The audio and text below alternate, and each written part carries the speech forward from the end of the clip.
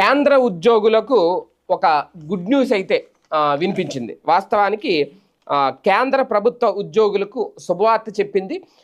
వేతన పెంపుకు ఒకరోజు ముందే ఉద్యోగ విరమణ చేసిన వారికి కూడా తమ పెంపు వర్తించదేమో అనే ఆందోళన అవసరం లేదు.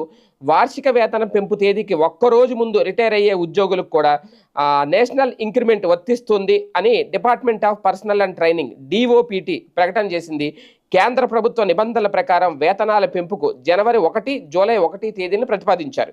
ఈ మేరకు డిసెంబర్ 31, జూన్ 30 తేదీల్లో ఉద్యోగ విరమణ చేసేవారికి కూడా ఈ నేషనల్ హైక్ వర్తించనుంది.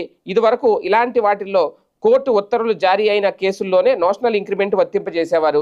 తాజాగా కేంద్రమే ఈ ప్రకటన చేయడంతో డిసెంబర్ 31 తర్వాత అలాగే జూన్ 30 తేదీల్లో రిటైర్ అయిన ఉద్యోగులకు కూడా ఈ ప్రయోజనం కలగబోతోంది. అంటే హైక్ అనేది ఎక్కడా తగ్గించరు, దాని ఆధారంగానే వాళ్ళకి రావాల్సినవి అన్నీ వస్తాయి. నిజంగా కేంద్ర